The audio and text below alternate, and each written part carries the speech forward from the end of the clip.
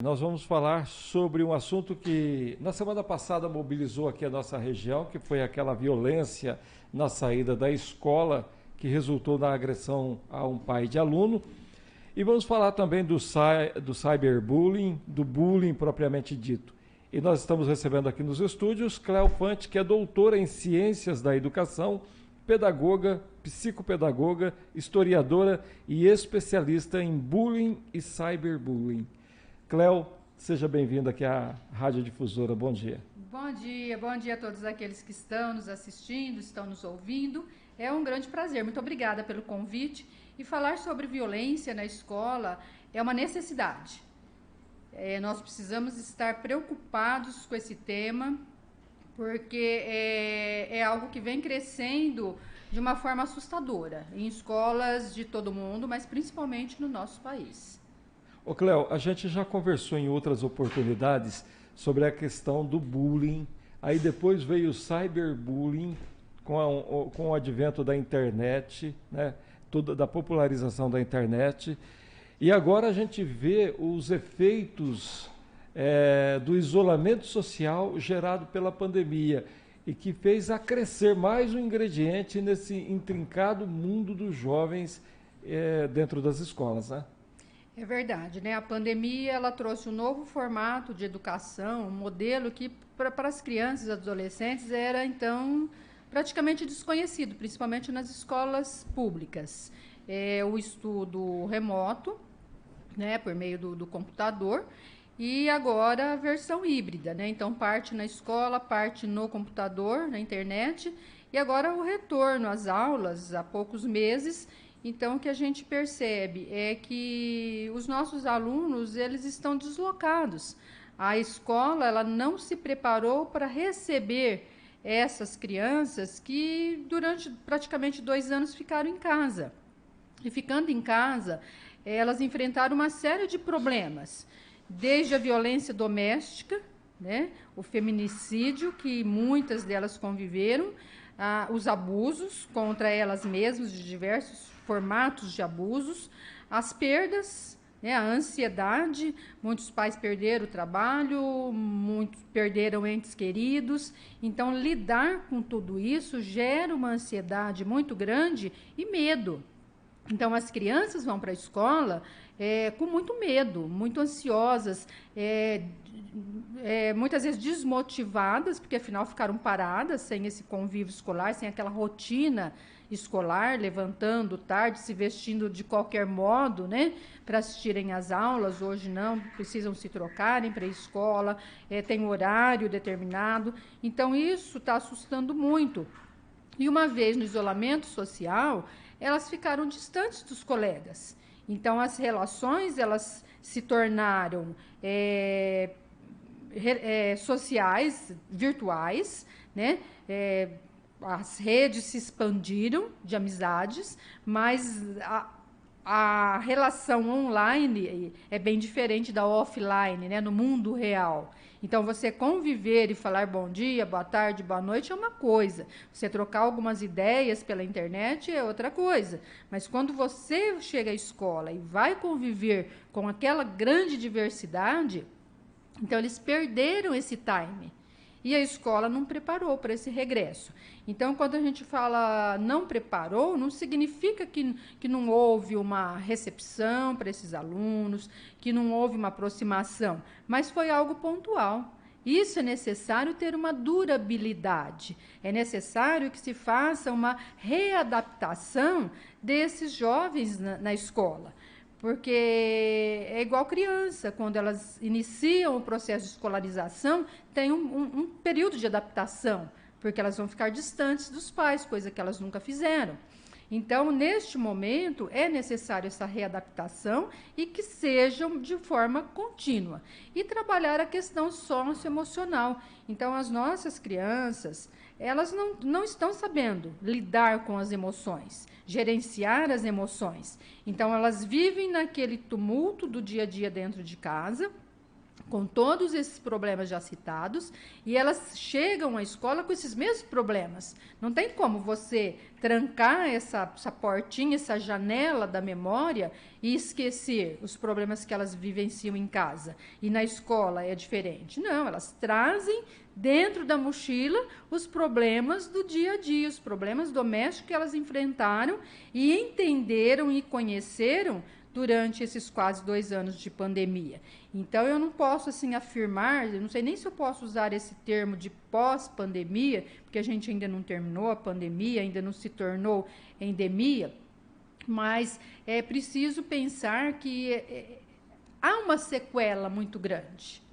Para todos nós que somos adultos, nós não estamos sabendo ainda lidar com os problemas decorrentes da pandemia. Então, nós estamos ansiosos, todo mundo está, de uma forma ou de outra, com essa ansiedade latente. Nós estamos, muitas vezes, nós nos pegamos aflitos sem motivos nenhum, né? Mas são motivos inconscientes. Então, eu preciso trabalhar. Hoje cresce, para a gente ter uma noção, o Brasil é o país mais ansioso do mundo. É considerado o país mais ansioso do mundo.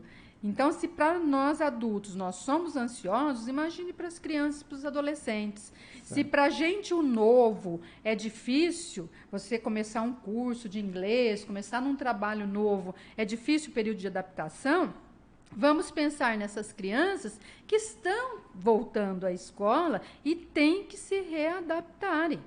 Então, esse trabalho é um trabalho de todos nós. Agora, nós podemos pensar num outro fator, que é a própria internet, o uso do celular. O Brasil também é o primeiro país do mundo em uso de celular. Então, usar o celular para estudar, para pesquisar, é uma coisa, para as aulas, mas os nossos jovens, eles estão ansiosos na internet. Então, e não são só os jovens, são crianças, a gente vê crianças pequeninas. Expostos a todo tipo de situação. Né? Exatamente, expostos às redes sociais, aos joguinhos, né? E muitas vezes a criança, a gente já sabe, né? Os estudos da neurociência mostram que as crianças até 2 aninhos de idade nem devem passar perto de celulares. Mas a gente vê as crianças com essa idade, ou bem menos, bebezinhos, com celulares ou com tablets, para distraírem. A babá eletrônica, né? É isso aí. Deixa eu trazer a nossa companheira Giovana Simioli desse bate-papo também, Giovana. Bom dia, Cléo. Seja bem-vinda. Muito obrigada, Giovana. Cléo, me diga uma coisa. Você disse que foi um período assim de reclusão desses jovens, dessas crianças, muito dramático. Não só para as crianças, mas para as famílias também, e até para os professores que tiveram que se readaptar nessa nova situação. E a gente percebe agora com essa retomada, os jovens voltando, além de ansiosos, mais agressivos. Isso é devido todo esse cenário, essa vivência dessa reclusão desses jovens, desses adolescentes? Olha, nós não podemos assim colocar uma única causa na questão da violência, do aumento da violência, da agressividade. É multicausal. Então, tem a questão da pandemia, mas tem a questão da família. Nós não vamos crucificar a família aqui, como muitas instituições fazem. A família, ela nunca foi tão presente no sentido de satisfazer as necessidades das crianças, até em excesso. Então, a criança vai criando pseudo-necessidades. Eu preciso de um celular, eu preciso de alguma coisa, e os pais estão suprindo essas pseudo-necessidades. Mas elas nunca estiveram tão abandonadas pela família. Nunca se viu um momento da história em que as crianças fossem abandonadas de uma forma tão drástica como estão neste momento pela família. A família está presente fisicamente, mas a família não está presente emocionalmente. Você não vê afeto. Nós não vamos generalizar e dizer que isso acontece em todas as famílias, mas de uma forma geral. Então, as famílias suprem as necessidades, as pseudo-necessidades, mas não suprem aquela lacuna que falta à criança, ao adolescente, que é o amor, que é a afetividade, que é a proximidade, que são as brincadeiras, Então, eles estão em seus quartos, aparentemente seguros dentro de casa, mas aí estão expostos a toda uma diversidade de violências, como abusos, né? Os perigos que a própria internet representa, praticando ou sendo alvos de cyberbullying ou outros crimes virtuais. Então, a gente vê assim que as famílias, os pais, estão presos também a essa rede de computadores, né? Muitas vezes pelos negócios, outras vezes pela própria diversão, e estão esquecendo de dar o que há de melhor, que é o amor aos filhos, é de estar com os seus filhos, de brincar com as crianças. E a gente sabe que a formação do cérebro da criança, das memórias da criança, é de 0 a 6 anos. Então, é esse período que os pais devem dar maior atenção, maior amor, maior afeto e maior exemplo para as crianças. Claro que pós 6 anos é necessário também, mas a base, a constituição neural é nesse período de 0 a 6 anos.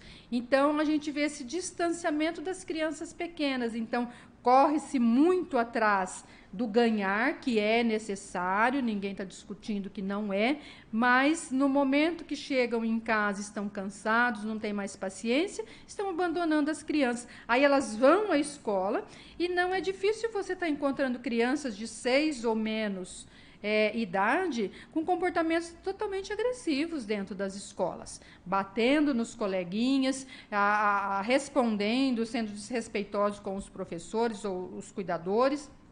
Então, é necessário que a gente pare para pensar que a violência ela é multicausal, claro, pensar na sociedade como um todo, porque a nossa sociedade também está cada vez mais violenta. Né? E a micro-sociedade, que são a família, a escola, não é diferente da sociedade como um todo. Exatamente. Né? Mas, Cléo, a gente comentava no bloco anterior e falava da dificuldade que as crianças, que os jovens enfrentaram aí durante a pandemia, nessa reclusão de 2 anos praticamente. Mas agora, nesse momento, você acha que a preocupação maior deveria ser com o conteúdo que às vezes não foi prejudicado também, ou com a saúde emocional das crianças? Qual deveria ser a prioridade nesse momento? Bem, é difícil a gente fazer um divisor de águas, porque é necessário a recuperação pedagógica, porque afinal são 2 anos, uma criança que entrou com 4 anos, né, que é o obrigatório ensino básico, 2 anos parado, o que ela aprendeu? Nada, mas ela está, na verdade, no 2º ano, né? Aliás, no 1º ano, com 6 anos, ela está no 1º ano. No 1º ano, se a família fez um trabalho interessante, eficaz, essa criança já está em dia, vamos colocar assim, ela está atualizada. Mas aquela família que não conseguiu dar o atendimento à criança, ela está em dificuldade. Então, aliado à dificuldade pedagógica, tem a dificuldade socio-relacional ou socioemocional. Então, é necessário ambas, tanto pensar no pedagógico como no emocional. Mas se a gente pensa só no pedagógico, prioriza somente o pedagógico, como a gente vê isso acontecendo na maioria das escolas, esquece o emocional e esquece também que uma criança ansiosa, ela não aprende. Uma criança com déficit de atenção, ela não aprende, porque a ansiedade gera o déficit de atenção. O déficit de atenção gera a dificuldade da concentração, a dificuldade de aprendizagem, a dificuldade de rendimento, a improdutividade. Então, uma coisa vai puxando a outra. Então, as duas questões deveriam ser trabalhadas juntas. Mas se a gente tivesse que pensar assim, temos que escolher, é o pedagógico ou é o emocional? Eu diria o emocional. Porque o pedagógico vem na consequência do emocional estabilizado. Então, quando há um equilíbrio emocional, quando a criança ela consegue equilibrar essa ansiedade, quando ela consegue ter uma sociabilidade melhor, gostar da escola, ir à escola realmente satisfeita, a aprendizagem ela vem como uma consequência. Então, nós temos que pensar no emocional. Tanto é importante o emocional que no Distrito Federal o governo lançou um programa, Agora, para 2022, já está em execução um programa de paz nas escolas. Porque a paz nas escolas não significa que não tenham conflitos, né? É besteira a gente pensar num país de paz, uma cultura de paz, se não tem conflito. Claro que os conflitos, eles são necessários, os conflitos acontecem dentro de casa, nas relações entre marido e mulher, tem conflitos. Entre irmãos tem conflitos, entre pais e filhos tem conflitos, no local de trabalho tem conflitos. Até porque a gente, ninguém pensa igual todo mundo, com toda né? certeza, né? As ideias, elas são divergentes, os gostos são divergentes, as preferências. Então, os conflitos são necessários para que você aprenda a negociar, abrir mão, né? Abrir espaço para o outro. Então, na escola também é assim. Então, mediar os conflitos é importante. E é importante que as crianças aprendam a mediar os seus próprios conflitos. Então, eu vou negociar aqui, olha, então hoje eu sento aqui na carteira perto da professora, amanhã é você, nós vamos trocar, né? Hoje, o playground, eu sou o primeiro a escorregar, e amanhã é você, ou semana que vem é você, uma semana cada um. Então, quando você aprende a negociar, a abrir mão, a resolução dos conflitos de uma forma propriamente dito, é muito mais fácil, porque aí no dia a dia da vida como adulto, você saberá fazer isso. Agora, o que a gente vê assim de dificuldade é na própria relação intra e interpessoal. Porque relacionar consigo mesmo é muito difícil. Por quê? Já começam as crianças bem pequenas com a não aceitação. E aí que entra a questão do bullying. A criança, ela não se aceita. E quando tem um colega que fere e que pega naquele ponto de não aceitação, isso dói, isso machuca muito. E faz com que essa criança sofra, né? E é um sofrimento real, não é um sofrimento imaginário. E esse sofrimento é que leva a uma série de sintomas psicossomáticos, fazendo com que essa criança não consiga nem mais ir na escola. Então, o bullying é a violência que mais cresce nesse momento. Então, de 2019 para 2022, só no estado de São Paulo, houve um aumento de 48% dos casos de violência na escola. Em relação ao bullying, 62%. Caramba! Então, é muito alto. Quando a gente pensa nas pesquisas realizadas, por exemplo, pelo PISA, a gente vai ver, vou citar essa instituição, que 1 em cada 3 estudantes é vítima de bullying. 1 em cada 5 é o autor de bullying. Então, esses dados, eles vêm se mantendo no mundo todo. Agora, no Brasil, a gente encontra um índice mais alto. Quando você pensa nesse aumento de 62% em 2 anos, é muita coisa. E essas crianças estão dentro da escola. Essas crianças estão sendo hostilizadas, estão sendo perseguidas, ameaçadas, humilhadas, em decorrência, muitas vezes, do seu aspecto físico, que já não há autoaceitação, essa dificuldade de gerenciar os próprios sentimentos e emoções, e isso agrava cada vez mais. E não é de se estranhar, então, que essa vítima, seja ela uma criança de 8, 9 anos, um adolescente de 12 ou 17, 18, chega ao extremo emocional em que não suporta, que o limite extrapola e tem que fazer alguma coisa. E aí nós estamos encontrando o quê? Automutilação. É uma forma, né, de reduzir a dor emocional. Então, enquanto eu estou me machucando, eu estou colocando para fora a minha dor, porque eu não tenho quem me escuta. Eu não tenho pai que me escuta, eu não tenho mãe que escuta. Às vezes ouve, mas não escuta. Cleo, no bloco anterior a gente começou a falar sobre o bullying nas escolas, né? Sobre como que as crianças lidam com isso e tudo mais. E hoje é muito comum a gente ouvir dizer que é muito mimimi. É mimimi? Bullying é mimimi? Eu ouço bastante isso mesmo, né? As pessoas dizendo que bullying é mimimi, que no passado todo mundo passou por bullying e não tinha essa frescura. Mas então vamos lá. No passado, muitas pessoas realmente passaram pelo bullying, sobreviveram, né? Conseguiram a autossuperação, a ajuda da família, ajuda da escola, ajuda de profissionais, mas nós temos que pensar que muitos adultos ainda são sequelados pelo bullying.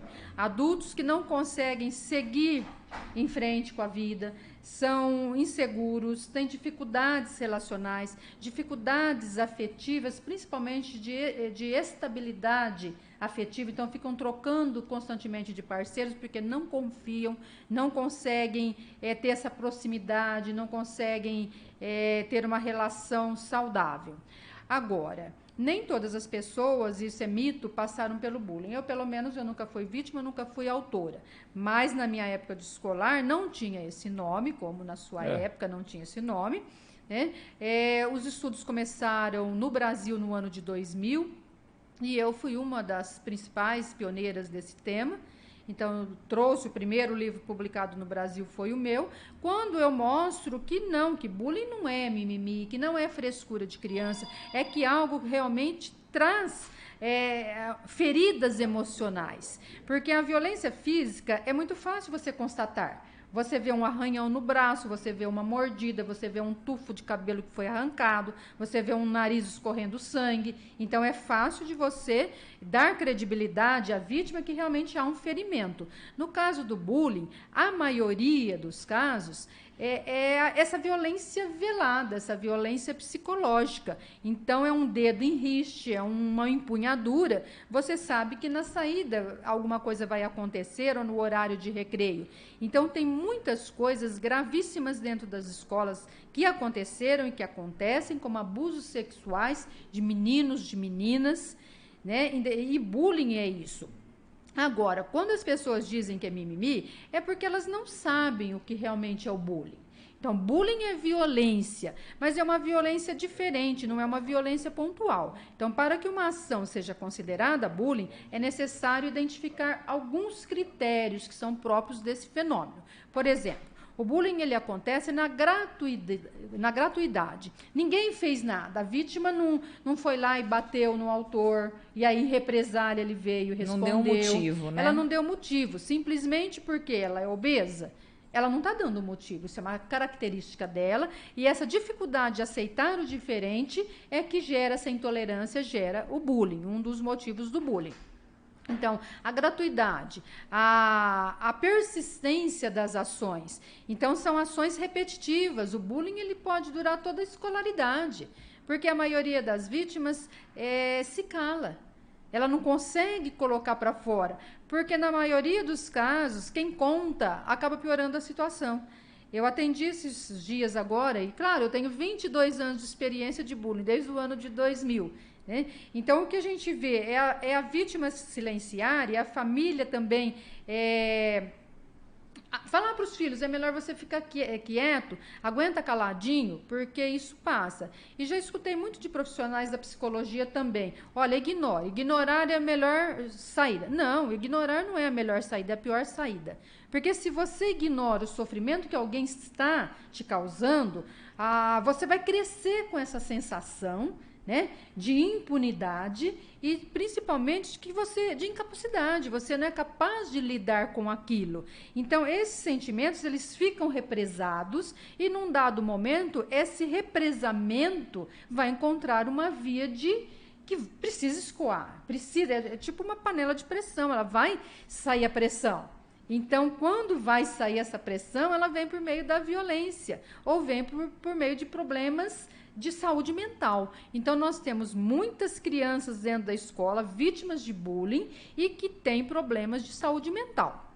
Então, veja bem, para que uma ação seja bullying, é preciso que a gratuidade das ações, então a ausência de motivos, a continuidade ao longo do tempo, uma certa frequência, a ausência de motivos, o desequilíbrio de força e poder, porque a vítima, os outros falam assim, nossa, mas esse menino é muito maior que o agressor, ele podia dar um basta nisso, mas emocionalmente ou socialmente ele não tem condição. Então, esse desequilíbrio de poder a gente tem que encontrar dentro do bullying. E também as consequências, os resultados. Então, os resultados, eles vêm na aprendizagem, no processo de sociabilidade e na saúde. Os impactos é muito mais na saúde mental. Então, não é de se estranhar que muitas vezes os jovens vão armados à escola. Não é aceitável, mas não é de se estranhar. Então, eles vão com estilete, eles vão com facas, ou às vezes vão com bombas caseiras, ou com armas de fogo, e acontecem essas tragédias, como a gente vê. Então, uma das maiores tragédias foi a de Columbine, em 1999, em abril. Eu sempre falo, eu tenho medo do mês de abril, porque depois acontecem, eles acabaram se tornando mártires, heróis de uma escola, onde 2 jovens, um de 17 e outro de 18 anos, na escola de Columbine, eles vêm armados com explosivos, com armas de fogo e matam professor, colegas, e depois eles se suicidam dentro da escola. Aí quando você pensa assim, não, isso daí é coisa só de escolas americanas. No Brasil, em 2003, logo quando eu comecei os estudos, em 2003 acontece numa cidade aqui, Itaiúva, perto de Ribeirão Preto. Um jovem concluiu o ensino médio após, desde os 7 anos, vítima de bullying, 11 anos sofrendo na escola, e num município pequeno, onde todo mundo conhecia ele por apelidos, porque as pessoas pensam assim, bullying é apelido, todo mundo sofre apelido. Bullying não é só isso. E não são apelidos carinhosos, são apelidos pejorativos, apelidos que se você passa na rua e a pessoa te chama por aquilo, você se estremece, você morre de vergonha. Imagine no horário do recreio, 500, 1000 alunos, e um infeliz grita de lá o apelido daquele colega. Onde ele se enfia? Não tem onde correr, muitas vezes fica o tempo todo no banheiro, escondido. Então, em 2003 acontece, esse jovem termina o ensino médio, mas ele volta à escola armado e acaba ferindo colegas, professores, vice-diretores e se suicida dentro da escola. Depois a gente vai ter lá em 2011, Realengo, uma grande tragédia no Brasil, foram 12 mortos, 12 feridos, muitas pessoas ainda hoje sequeladas por causa do bullying. Depois tem Suzano e tantos outros, casos menores, mas que merecem atenção do governo. Tanto é que nós temos uma lei, a Lei 13.185, fala que todas as escolas têm que desenvolver programas contra o bullying. E a LDB, a Lei Diretriz e Base da Educação, é muito clara, no artigo 12º, que é incumbência das escolas o desenvolvimento de programas anti-bullying. Mas cadê? Exatamente. Aqui nas redes sociais nós já temos repercussão desse bate-papo. O nosso educador Carlos Cabral, dizendo aqui parabéns pela excelente entrevista com Cléo Fante, e ele até coloca aqui, seria muito importante juntarmos e exercitarmos na essência da palavra o querer nosso com o querer da família e do aluno, querer este voltado à formação integral de nossas crianças e adolescentes.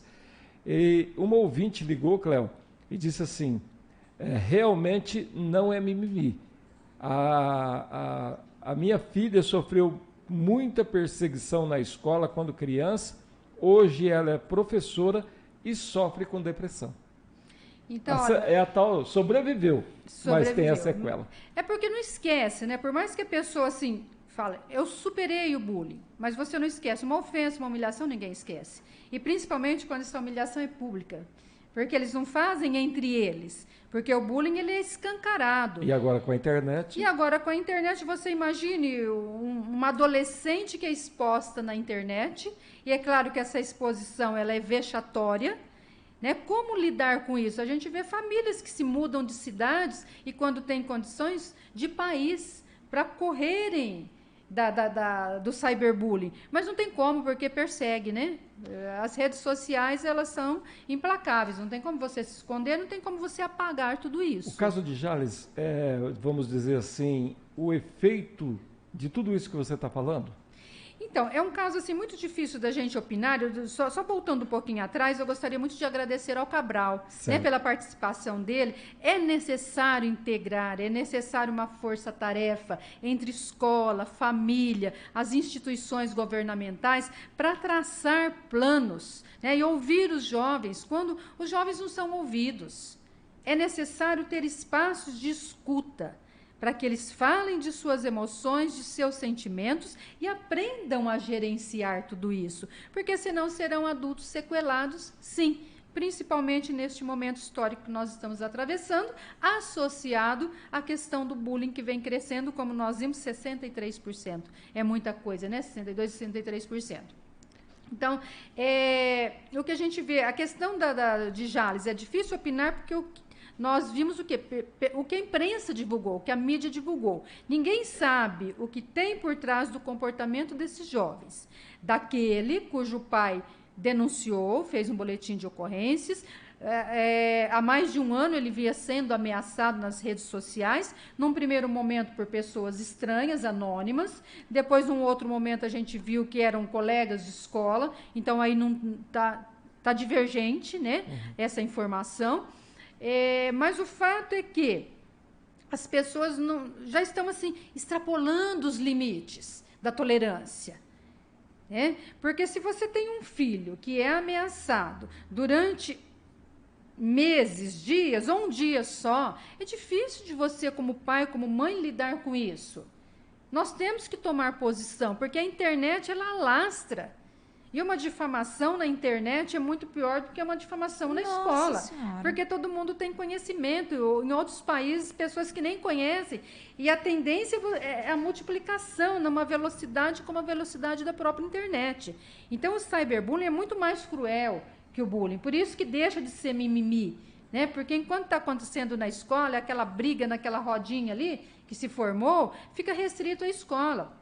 E hoje, com a internet, nesse mundo globalizado, o que acontece na internet vira assunto no pátio de recreio e vira problema na escola. De todas as escolas, né? O que acontece na escola vai para a internet, acontece um problema globalizado. Então, é preciso, e temos que pensar ainda no professor, a situação do professor, que é um ser humano que também precisa ser escutado, que também tem os seus problemas, que também passou pela pandemia. Como essa aqui, que tem depressão. Sobrecarregado de trabalho, que não era acostumado em aulas remotas, aí teve que se preparar e criar vídeos e correr atrás. Imagina a ansiedade do professor, os problemas emocionais do professor e a síndrome de burnout, que é um problema gravíssimo, né, do esgotamento. Então, o professor também está esgotado. Quando diz professor, coordenador, diretor das escolas, então é um momento assim de repensar. Então, o que aconteceu em Jales, a gente não pode estar culpabilizando porque nós não sabemos.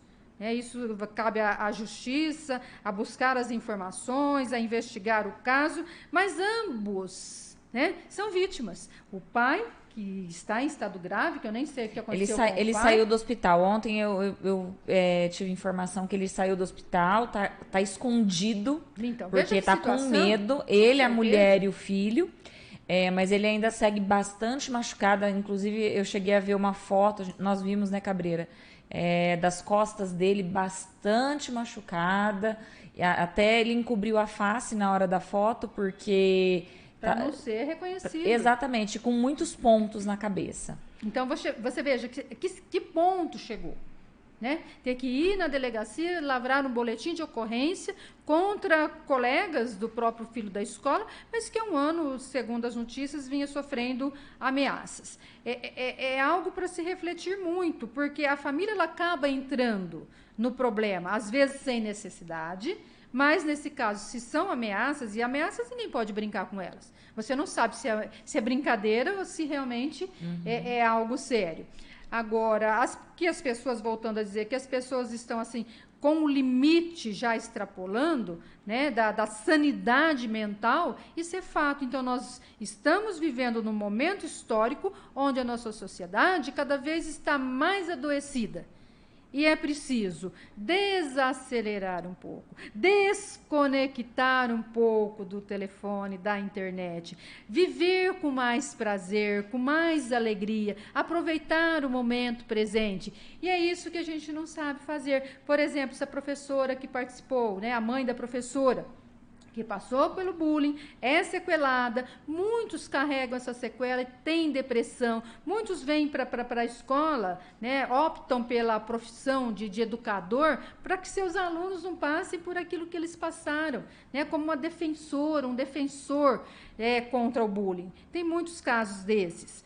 Então, é preciso, assim, a gente refletir bastante. E outro ponto que a gente precisa refletir é O homem, ele está querendo se tornar Deus.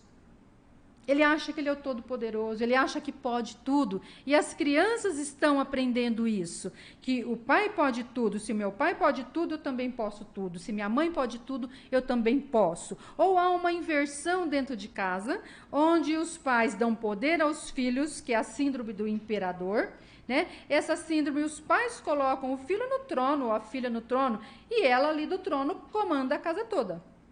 Então, todas as ordens são obedecidas. Isso é muito prejudicial para as crianças, para a personalidade, para o caráter dessas crianças. Cléo, olha, eu vou dizer para você que nós vamos ser mais frequente em convites. É isso que eu ia dizer. Porque é um assunto que não pode parar aqui dessa entrevista, nesse curto espaço de tempo. E que a gente vai abusar.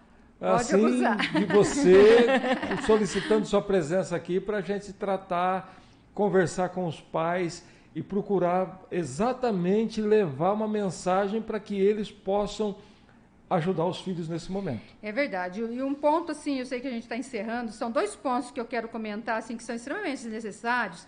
É a questão da adultização. Os pais estão transformando as crianças em miniaturas de adultos.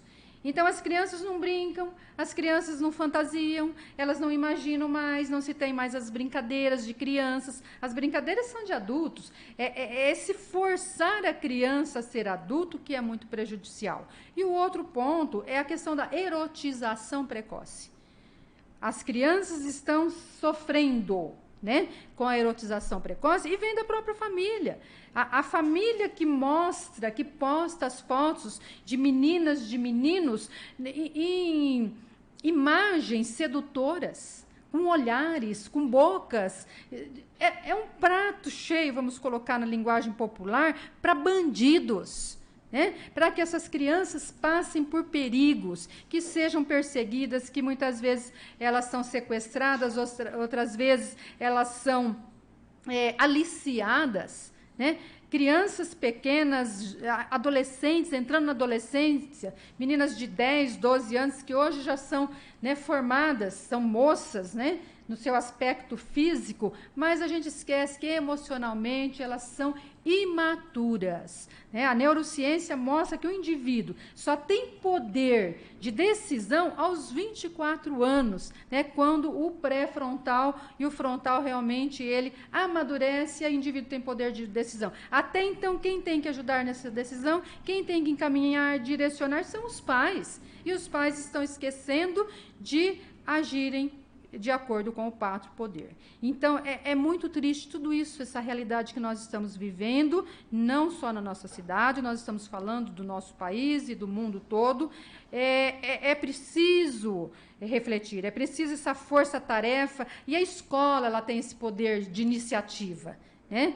Não que seja responsabilidade dela, mas é a escola que agrupa, é trazer os pais para as palestras, para as discussões, para as formações. A escola de pais é fundamental que se crie, porque os pais estão perdidos. Muitas vezes eles não sabem nem o que fazer mais. Eu dou o celular, eu tiro o celular, eu faço isso ou eu faço aquilo, porque se meu filho não tem um celular potente, como que ele vai acessar a internet para as aulas? Mas nem tudo é necessário. Né? Então, nós temos que ir pelo caminho do meio, o caminho do equilíbrio. Então, vamos pensar sobre isso. Cléo, foi uma honra tê-la aqui no programa. Eu que agradeço. Tá bom? E nós vamos solicitar a sua presença mais vezes eu aqui. Eu virei, com maior alegria. Vamos abusar do conhecimento da Cléo. Não. Eu tenho certeza que quem acompanhou essa entrevista está saindo com muitas informações cruciais para tentar mudar esse cenário. Com certeza, né? A responsabilidade de educar é do pai e da mãe, é da família. A escola é colaboradora. E há uma inversão, né? Eles acreditam que a escola é responsável pela educação. Da educação formal, da questão pedagógica. Mas se a criança não tiver uma base em casa, a escola sozinha não consegue lidar com tais questões. Obrigado, Cléo. Eu que agradeço. Muita gentileza sua estar conosco aqui nesse programa. Nós conversamos com Cléo Fante, doutora em Ciência da Educação, pedagoga, psicopedagoga, historiadora e especialista em bullying e cyberbullying. Nós vamos para o intervalo comercial e voltamos com mais informações. Rotativa no ar.